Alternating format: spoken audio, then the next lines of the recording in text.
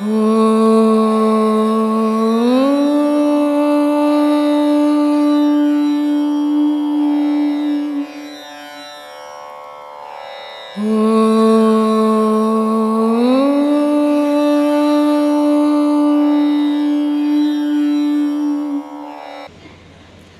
வணக்கங்க ஐயா. இது இன்னைய கோயில்களில் நம்ம வழிபாட்டில் பேய் ஓட்டுறதும் இருக்கு, சாமி ஆடுறதும் இருக்குங்க ஐயா. இதில் பேய் ஆடுறதும் சாமி ஆடுறதும் எப்படிங்க ஐயா நடக்குது? இது பேயும் இருக்கா, அப்போ சாமியும் இருக்கா? பேயும் இல்லை, சாமியும் இல்லைம்மா.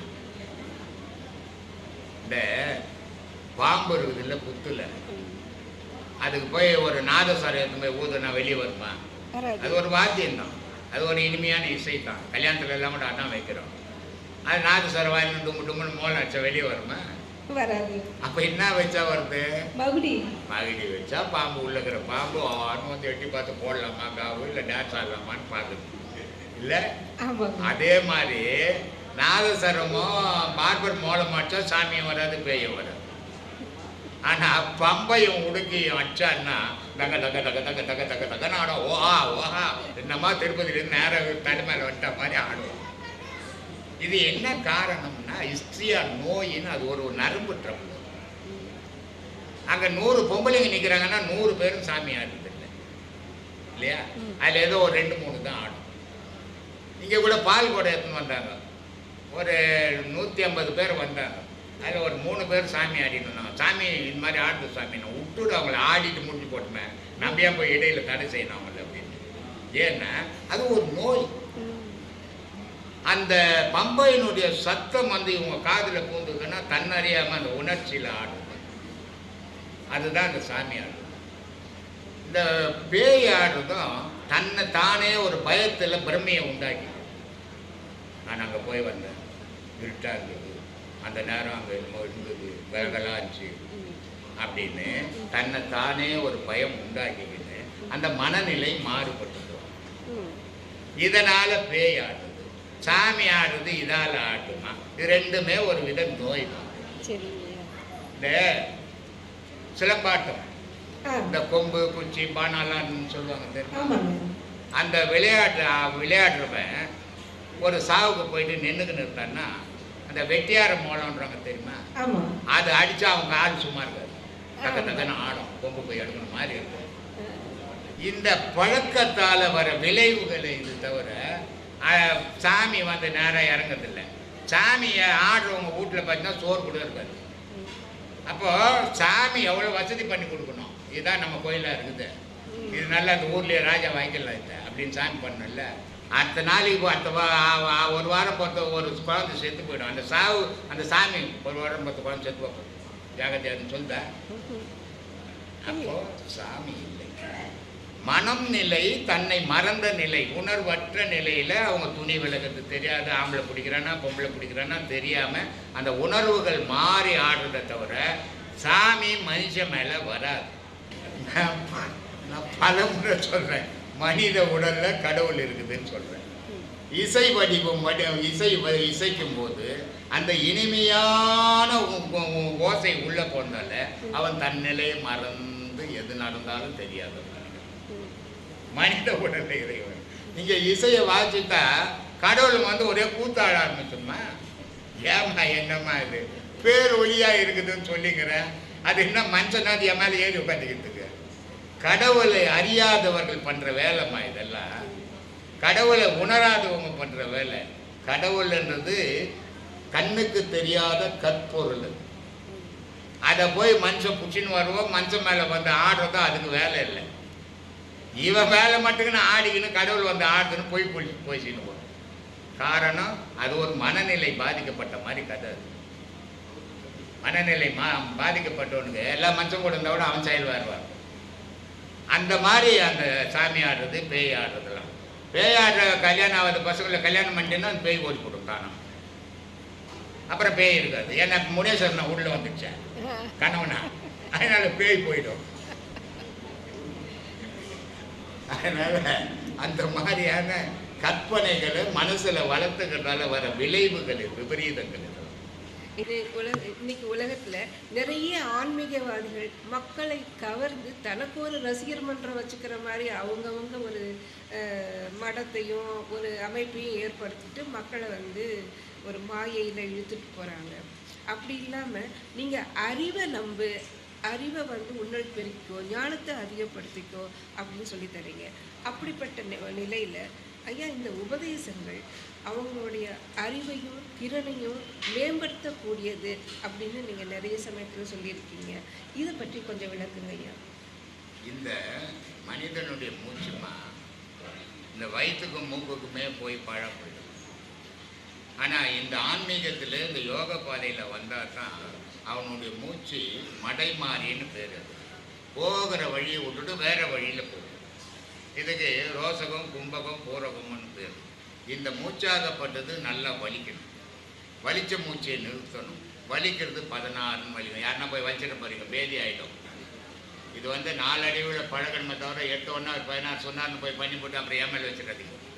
அதனால் இது 16 வலிக்கணும். இதுக்கு பூரகம்னு பேர். அந்த வலிச்ச மூச்சை வெளியே விடாமல் நிறுத்தணும். அதுக்கு பேர் கும்பகம்னு பேர். அந்த நிறுத்தின மூச்சை முள்ள வெளியே விடணும். ஹான்னு விட்டுறக்கூடாது, முள்ளமாக விடணும். அதுக்கு பேர் ரோசம். இப்போது இந்த கும்பகம் பண்ணுறதால போய்க்கணும் வந்துக்கணும் தான் நல்லா தான் இருந்தோம். நம்ம இதை ஏன் கும்பகம் பண்ணணும் அப்படின்னா இது பாதை மாறும்.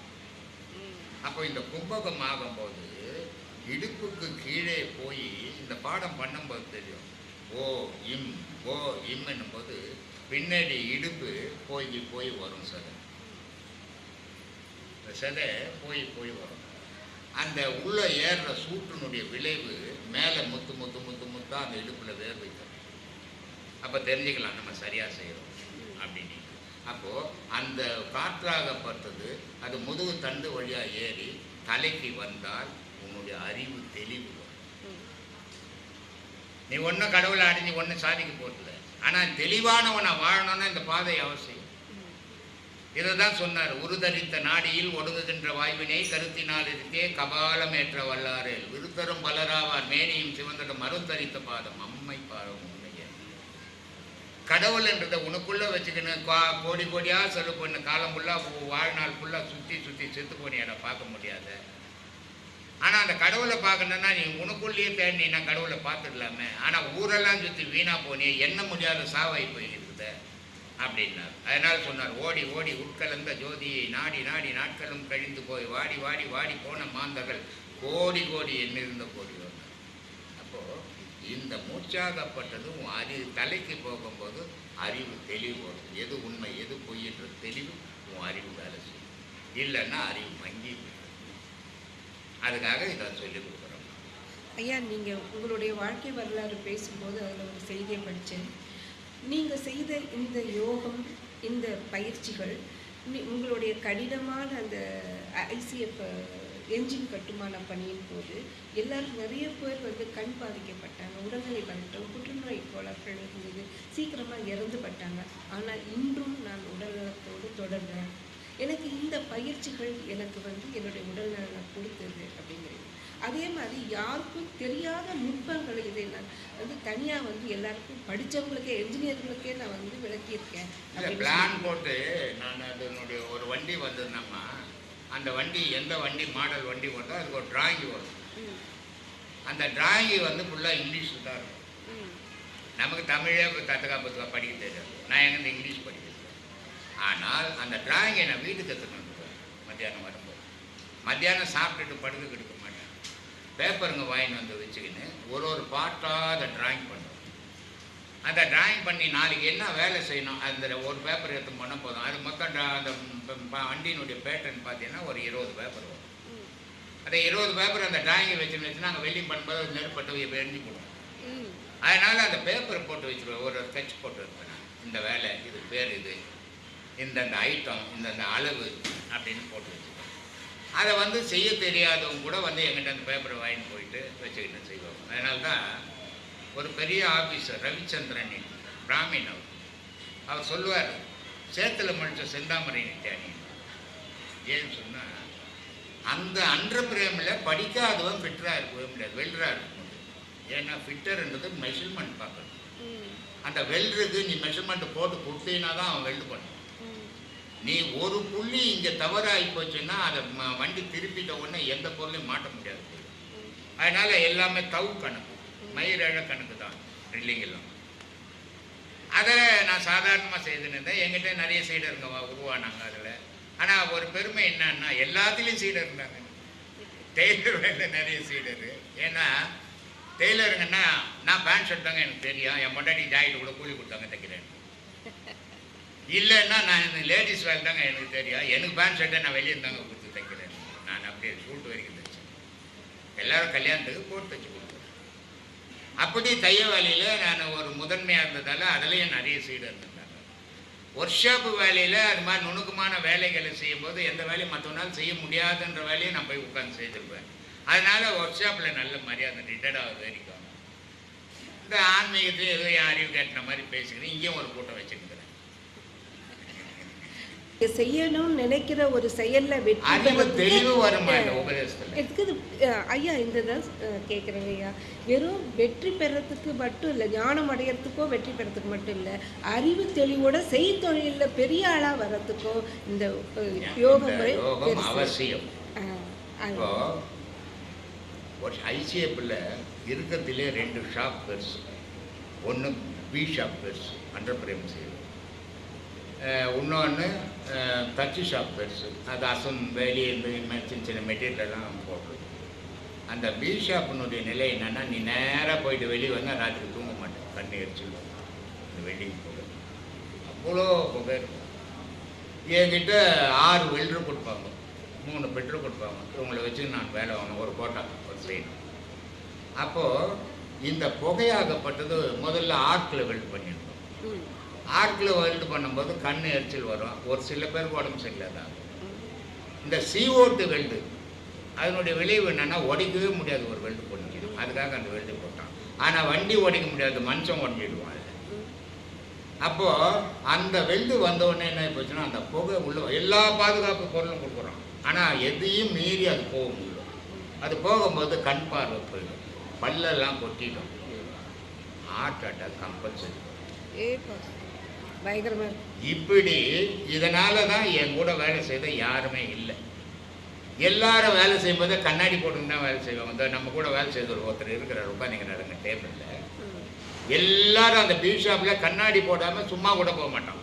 கண்ணாடி போடாமல் அந்த வேலை செய்யவே முடியாது, அந்த வெளிச்சம். ஆனால் வாழ்நாள் ஃபுல்லாக 40 வருஷமாக கண்ணாடி இல்லாதான் நான் வேலை செய்வேன். ஏன் கண்ணாடி இல்லைன்னா, கண்ணாடி போட்டேன்னா அந்த வேர்வை வந்து கண்ணாடியில் பட்டுடும், பட்டு போச்சுன்னா மார்க்கு தெரியாது. அதனால் நான் கண்ணாடி போடாமையே வேலை செய்தேன் 40 வருஷம்.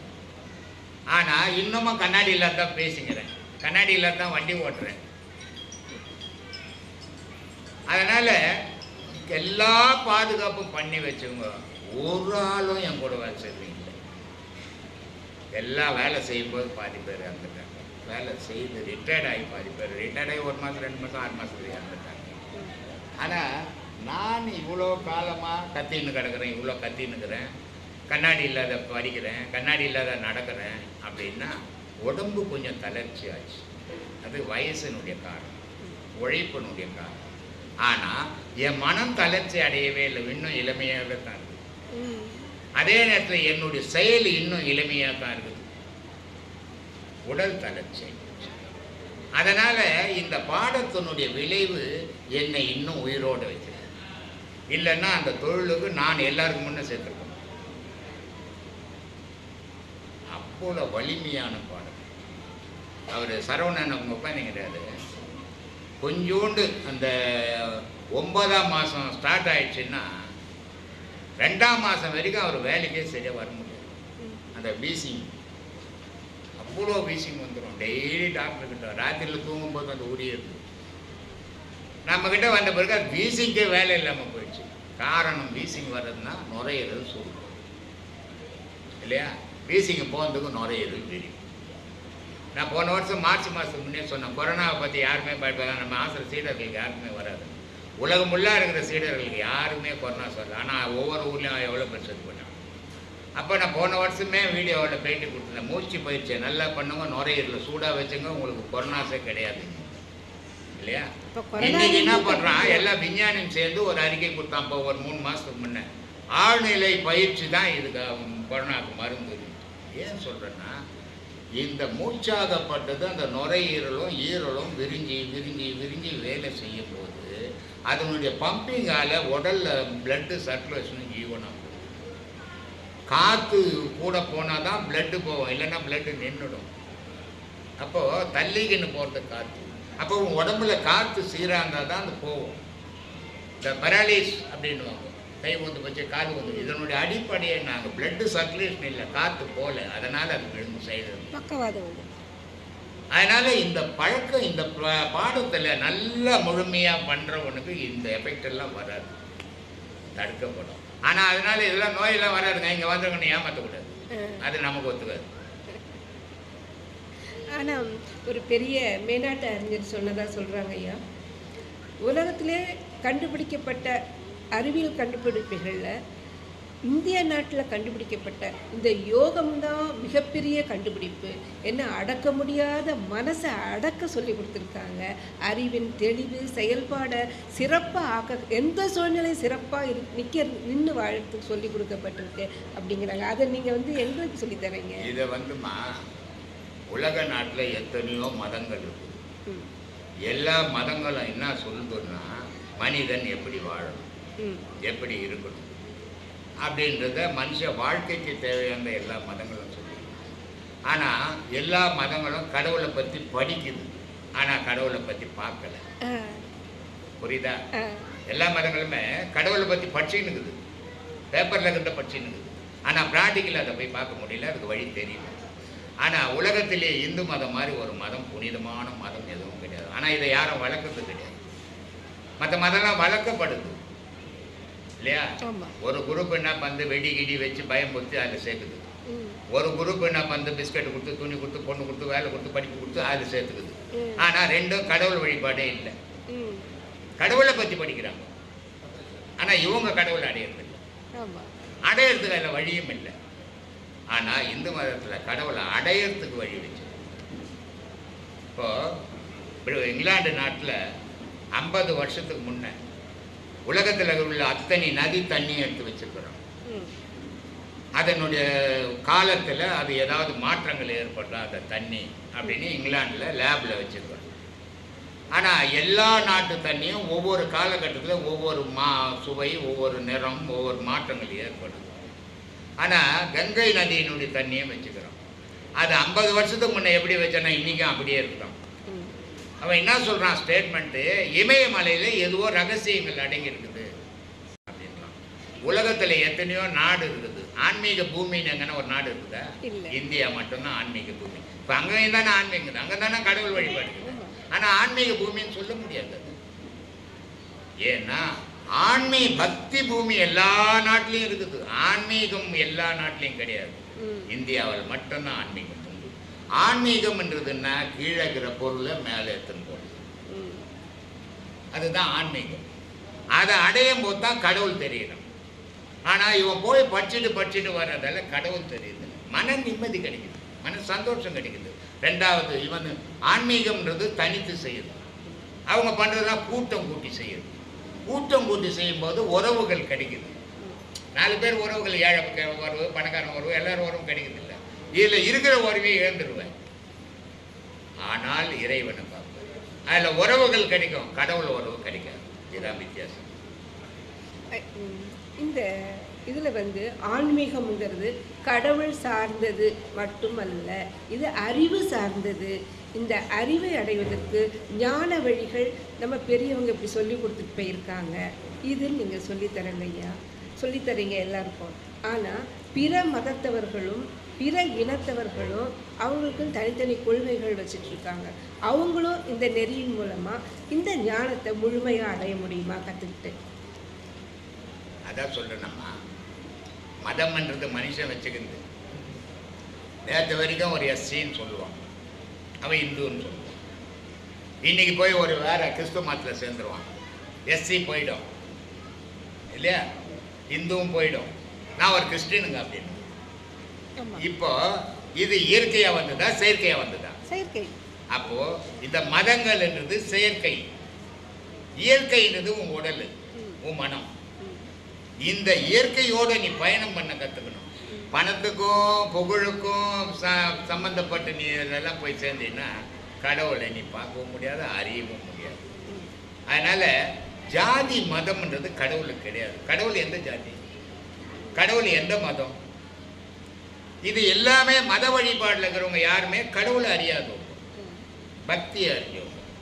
சரி, இப்படி வாழலாம், இப்படி வகுத்து கொடுத்துருக்குறாங்க அப்படின்னு வாழறோம். ஆனால் கடவுளை அடையணும்னு யாருமே இல்லை. கடவுளை அடையணுன்றது ஒவ்வொரு மதத்திலும் யாரோ ஒரு மகான் தோன்றுவோம். கிறிஸ்துவ மதத்துலேயும் சில மகான்கள் இருக்கிறாங்க, முஸ்லீம் மதத்துலேயும் சில மகான்கள் இருக்கிறாங்க, இந்து மதத்துலேயும் சில மகான்கள் இருக்கிறாங்க. எல்லா மதத்திலையும் யாரோ ஒருத்தன் தோன்றுவான். ஆனால் பெருவாரி பக்தியோட போயிடும். இந்து மதத்தில் பெருவாரி மகானோட இருக்கும். ஆதியில் 1700 வருஷத்துக்கு முன்னே நபிகள் நாயகம் ஒரு மகான் வந்தார். 5ஆம் நபின்னு பேர் அவர். அவர் முன்னாடியே 4 நபிகள் இருந்தாங்க. 5ஆம் நபின்னு பேர்.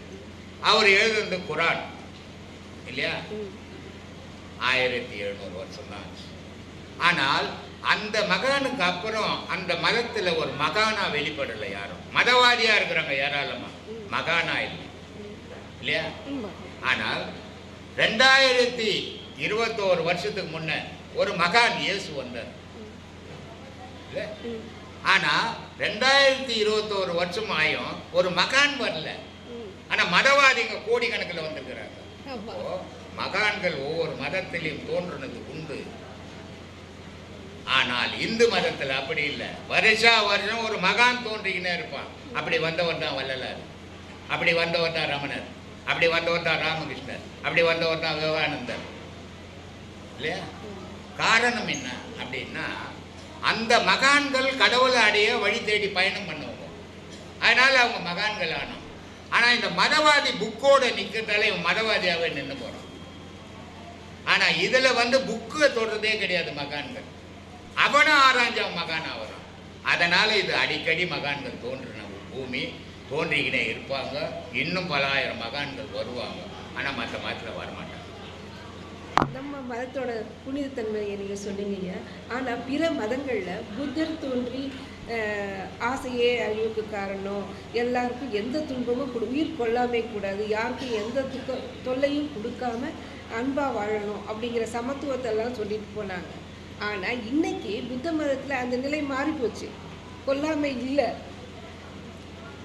ஆனால் அதேமாதிரி கிறிஸ்டியானிட்டிலும் அமைதி பேசப்படுது, அமைதி பேசப்படுது. எல்லாத்திலையும் உலகத்தில் உள்ள மதங்கள்லேயே ஆதியில் சொன்னபடி இன்னைக்கு வரைக்கும் இருக்கிற மதம், அது கூட 100% சொல்ல முடியாது, 50% அன்னைக்கு மகான் சொன்னபடியே வாழற மதம் ஒரே மதம் ஜெயின மதம்.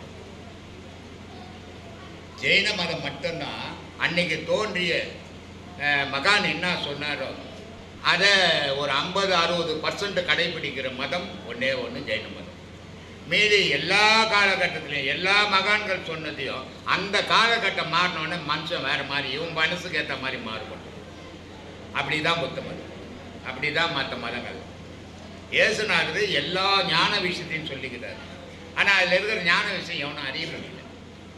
ஏன்னா ஒரு ஞானி. திருக்குறளில் எல்லாரும் சொல்லுவாங்க, திருக்குறளில் கடவுளை பற்றி அவர் பேசலை. யார் சொன்னது? அறியாமையில் சொல்கிற விஷயம். எவ்வளோ பாடலில் கடவுளை பற்றி சொல்லிக்கிறார். ஆனால் இந்த கடவுள் தான் குறிப்பிட்டு சொல்லலை. ஆனால் கடவுளை பற்றி நிறைய பேசியிருக்கிறார் இல்லையா? இது மாதிரி எல்லா மதங்கள்லையும் அந்த காலகட்டத்தில் இருந்த மாதிரி, அந்த மகான் இருக்கும்போது இருந்த மாதிரி அந்த மனிதர்கள் இருக்க மாட்டாங்க. காலப்போக்கில் மாறுபட்டுடுவாங்க. அந்த மாறுபட்டு போது தான் இன்னைக்கு மதங்கள் ஜாஸ்தி வெறிப்புற்றி அடையுது. மகான்கள் மதங்களை தூக்கணுறதுக்கு அடிப்படை ஒன்று சொல்கிறேன். இந்த ஒரு தனி மனிதன் எல்லாருக்கும் ஒரு உதவி செய்ய முடியாது. ஒரு மத அமைப்பு இருந்தால் எல்லாருக்கும் உதவி செய்ய முடியும், நன்மையை செய்ய முடியும், நல்லதை சொல்லிக் கொடுக்க முடியும் அப்படின்றதுக்காக மதங்கள். ஆனால் இன்னைக்கு இருக்கிற மதங்களுக்கு மதம் ஏறி போய் தெரிஞ்சுக்குது இல்லையா? இவனை கொல்லாமா, அவனை கொல்லாமா, இவனை ஏமாத்தலாமா, அவனை ஏமாத்தலாமா, இவனை நம்ம இந்த கட்சிக்காரன் துண்டு குத்து கட்சியில் சேர்க்குறான் தெரியுமா உறுப்பினர், அந்த மாதிரி வேலை செய்துங்கிறான் மதம். கடவுள்ன்றது எவனையும் வற்புறுத்தி கூப்பிடுறது இல்லை. கடவுள் வழிபாடு அவன் மனம் விரும்பி அதை ஏற்றுக்கணும். அதான் கடவுள் வழிபாடு. கடவுள் வழிபாட்டில் துட்டுக்கு கிட்டுக்கெல்லாம் வேலை கிடையாது. மத வழிபாட்டில் இதெல்லாம் உண்டு. அதனால உலகம் ஃபுல்லாக இன்னைக்கு மத வழிபாடாக போயிட்டு இருக்குதுமா, கடவுள் வழிபாடாக இல்லை. கடவுள் வழிபாட்டுக்கு வாங்கன்னு நம்மள அறிவு கேட்டதை சொல்லிட்டு இருக்கிறோம். வராதான் அவங்க விருப்பம். நீங்கள் எல்லாமே அறிவு சார்ந்து சொல்கிறீங்க ஐயா. அது ரொம்ப வந்து புரிஞ்சிக்கக்கூடியதாகவும் ஏற்றுக்கக்கூடியதாகவும் இருக்குது. அதே மாதிரி மத தலைவர்களும் அதுக்கு பின் தோன்றின மதத்தை பரப்பின மதம் சார்பான குருமார்கள் தலைவர்கள் வந்து ஒவ்வொரு கொள்கையில் மாறுபடுறாங்க. இன்றைக்கி ஒரு மதத்திலும் வந்து பிறன்மனை நோக்காமல் பிற பெண்களை அடுத்தவன் பொண்டாட்டியை பார்க்கக்கூடாது அப்படிங்கிற செய்தி பெருசாக பேசப்படுது. ஆனால் திருமூலர் தோன்றி தன்னோட வாழ்க்கை வரலாறு அந்த ஒரு பூசலன் இறந்த பின்ன பூசலன் மனைவியோடு வாழ்ந்ததாக ஒரு கதை சொல்லுது. அதே மாதிரி சங்கராச்சாரியார் ஒரு வேத கேள்விக்கான விளக்கமாக அறிவின் தேடலாக ஒரு பெண்ணோடு வாழ்ந்ததாக ஒரு சரித்திரம் பேசப்படுது. அப்படி துறவியாக வாழ்ந்த இவங்க பெண்ணோடு வாழ்ந்தது எனக்கு புரியலைங்க ஐயா. அது எப்படின்னு? பெண்ணோட எந்த மகானுமே வாழலாமா? பெண்ணோட வாழ்ந்த மாதிரி மக்கள் நினச்சின்னு ராமகிருஷ்ண பரமஹம்சர் கல்யாணம் ஆயிடுச்சு. அந்த அம்மா பேர் சாரதா தேவி. ஆனால் அந்த அம்மா கூட அவர் வாழவே இல்லை இல்லையா? ஆதிசங்கரர் ஒரு நாட்டுக்கு கேடு வந்துடுச்சு, அந்த மண்ணை இறந்துட்டான். அப்போ அந்த இதுவை சீர் பண்ணணும்னா கூடு விட்டு கூடு பாயணும். அந்த கூடு விட்டு கூடு பாய்ஞ்சி ஆதிசங்கரர் அந்த கூட்டுக்குள்ளேருந்து அந்த நாட்டுக்கு என்ன செய்யணுமோ அந்த செயலை செய்துட்டு போயிடலான்னு செய்துங்கிறார். ஆனால் அந்த மன்னனுடைய மனைவி என்ன நினச்சின்னுக்கிறா, ஏன்னா உருவாத்தானே, அதனால் அவன் என்ன நம்ம கணவர் தான் ஆய்வுது அப்படின்னு அந்தம்மா நினச்சின்னு இருக்கிறாங்க. ஆனால் கடைசியில் அந்த கூட்டை விட்டு அவர் பிரியும் போது இந்த அம்மா முன்னேறி போகும்போது அப்போ சொல்கிறார், அம்மா நான் இல்லை உன் கணவர் இறந்துட்டார். உன் கணவனுடைய பணி முடிக்க நான் வந்து அந்த உடலுக்கு இல்லை, ஆனால் நான் இல்லை உன் கணவர் அப்படின்ட்டு அவர் பிரிஞ்சு போயிட்டார் இல்லையா? சரி, அது போட்டோம். அப்புறம் யாரும் சொல்லுங்க? திருமூலர் வந்து அந்த வேற என்ன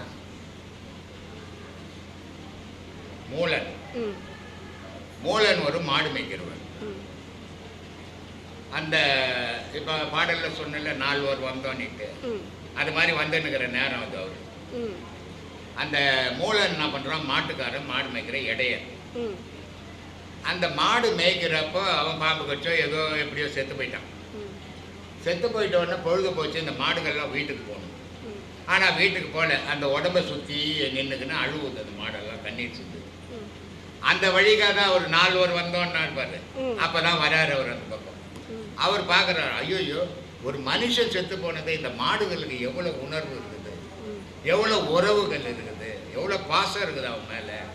அப்போ இப்படிப்பட்ட மாடுங்க ஊடு போய் சேரணும் இல்லையா அப்படின்ட்டு அவர் என்ன பண்ணார், அவர் உடம்பு எடுத்து போய் ஒரு இடத்துல மறைச்சிட்டு இந்த மூலனுடைய உடலில் அவர் பூந்துட்டார். பூந்த உடனே மூலன் எழுந்துக்கிட்டார். மாட்டெல்லாம் ஓடின்னு அவங்க வீட்டுக்கு எடுத்து விட்டார். அப்போது அந்த மூலனுடைய மனைவி என்ன பண்ணுறா, ஏன் கணவன் தான் அப்படின்னு நினச்சிங்கன்னா அந்த அம்மா முன்னேறி வராங்க. அப்போ சொல்கிறாரு மூலன், திருமூலர் சொல்கிறாரு, அம்மா நான் இல்லை உன் கணவர் இறந்துட்டார். இந்த மாடுங்கள்லாம் இப்படி அழுதுன்னு இருந்தது, அதனால் நான் எடுத்துன்னு போய் வந்து விட்டேன், நான் இல்லைம்மான்னு சொல்லிட்டு போயிடுறாரு. அப்படி போய் உட்காந்த உடனே 3000 வருஷம் கும்பகோணத்தில் உட்காந்துருந்தார் இல்லையா? அதனால் உலகம் என்ன சொல்லலாம், ஆமாம் ஆமாம் அது திருமூலர் மூலனுடைய பொண்டாட்டியை வச்சுட்டாரு, ராஜா பொண்டாட்டியை அவர் ஆதிசங்கரை வச்சுட்டாரு. இது தோற்றங்கள், நிஜங்கள் வேறு. நிஜங்களை மட்டும் நம்ம பார்க்கணும், தோற்றங்களை பற்றியில் பார்க்கணும். ஒரு ஆன்மீகம் அப்படின்னு எத்தனையோ ஆன்மீகவாதிகள் இந்தியாவில் இருக்கிறாங்க, உலகம் ஃபுல்லாக இருக்கிறாங்க. ஆனால் எல்லா ஆன்மீகவாதி பேசுகிறதையும் ஒரு 40 வயசு 45 வயசுக்கு மேலே தான் கேட்போம். ஏன்னா அந்த வயது தான் ஆன்மீகத்தை விரும்புகிற காலம். அதுக்கு முன்னே வந்து உலகத்தை விரும்புகிற காலம். அப்போ ஆன்மீகத்தெல்லாம் அதுக்கு முக்கியத்துவம் கொடுக்க மாட்டாங்க. ஆனால் அது என்னமோ இறைவனுடைய செயலோ இந்த உலகத்தில் உள்ள இளைஞர்கள் பிரியுமோ எனக்கு தெரியாது. ஆனால் எனக்கு வந்து பசங்க ஏராளமான வாலிப வயசில் இருக்கிற பசங்க எனக்கு ரொம்ப அதிகமான வெறி பிடிச்சி இருக்கிறாங்க. மலேசியாவிலேருந்து ஒரு பையன் பேசுகிறான், எனக்கு ஃபோன் பண்ணுறான். அதே மாதிரி இதில் நம்ம சிலோன்லேருந்து ஒரு ஆள் ஃபோன் பண்ணுறான். சாமி எவ்வளோ என்னை ஃபாலோ பண்ணுறாங்கன்றதை யோசித்தேன் நான். சாமி நீங்கள் முதல்ல இருந்த மாதிரி இல்லை, முகம்லாம் கருத்து இருக்குது, உடம்பு வந்து இழைச்சிருக்கிறீங்க, ஜாக்கிரதையாக உடம்பை பார்த்துக்கோ, ஏதாவது ஒன்று ஆச்சுன்னா நான் செத்து போயிடுவேன் சாமி, நான் ஏன்டா முட்டாள் மாதிரி பேசுகிறேன் அப்படின்னு இல்லையா. இது வந்து அவனுடைய வெறி. இப்படி தான் அரசியல்வாதிங்க பயன்படுத்திப்பாங்க. ஆனால் நான் அரசியல்வாதி இல்லை, ஆன்மீகவாதி. நீ தெளிவாடி என்னொன்று நான் பேசிட்டு இருந்து நீ சாவர என்ன முட்டாள்தானே இல்லையா அது. அதனால் நான் சொன்னேன், அரசியல்வாதி பேசுகிற மாதிரி பேசுறியேடா, நான் செத்து போயிட்டேன்னா என் குடும்பம் நல்லா இருக்கும். ஆனால் நீ செத்து போயிட்டா உன் குடும்பம் என்ன அவனுக்கு யோசனை பண்ணியா? நீ எதுக்கு எனக்காக சாவணும்? நான் என்ன உனக்கு உறவு? இது மடத்தனம் இல்லை. இது இவ்வளோ விஷயம் மனசு தெரியணும்னு பேசினது இப்படி முட்டாள்தனமான வேலை செய்தால் நான் என் மனம் ஏற்றுக்காதுப்பா. இது வந்து சந்தோஷப்படுற விஷயம் இல்லை, வருத்தப்படுற விஷயம். ஏன் சொல்கிறேன்னா, எல்லாருடைய மனமும் தெளிவடையணும். எது நிஜம்னு நாம் சிந்திக்கணும். நான் சொல்கிறதெல்லாம் நிஜம்னு எடுத்துக்காதீங்கன்னு வேணாம். நீ யோசித்துப்பார், எது உண்மை எது போய் நீ தேர்ந்தெடு. ஏன்னா ஒரு மனிதனுக்கு அடுத்து சொன்னதை விட அடுத்தது படித்ததை விட அவன் அனுபவிக்கிற நிஜம் நிஜம். அதில் எந்த பொய்யோ பொருட்டோ கலக்கவே முடியாது. அந்த அனுபவத்தை நீங்கள் எடுங்க, உங்களுக்கு உண்மை தெரியும் இல்லையா. அதனால் இன்றைக்கி இவ்வளோ மக்களுக்கு இவ்வளோ இளைஞர்கள் என் மேலே பற்றாக இருக்கிறதுக்கு காரணம் நம்ம இந்த பேசுகிற பேச்சு தான். எதையே நான் மிகைப்படுத்தி பேச மாட்டேன். இல்லாததெல்லாம் இருக்கிற மாதிரி அதுக்கு ஒரு கண்ணு மூக்கெல்லாம் வச்செல்லாம் நான் பேச மாட்டேன். எது இருக்குதோ அதான் பேசுவேன். நான் இலக்கணம் இலக்கியம் படித்தவன் இல்லை, நான் சாதாரண பாமரிப்பேன். அதனால் நான் சாதாரண மனுஷங்கிட்ட பேசுகிற மாதிரி தான் மைக்கிலையும் பேசுகிறேன், ஆன்மீகத்திலையும் அப்படி தான் பேசுகிறேன். சாதாரணமாக இவ்வளோ கூட்டம் வர்றது, இத்தனையில் கோடி பேர் எனக்கு ரசிகர்கள் இருக்கிறாங்க, பக்தர்கள் இருக்கிறாங்கன்னு நான் ரொம்ப வேஷம்லாம் கட்டிக்கிறது எனக்கு கிடையாதுங்க. என் உடலை விட்டு உயிர் பெரியவருக்கு இதே நிலையில் இருந்து பெரியணும், அதுதான் என்னுடைய ஆசை. சொல்லுங்கள்.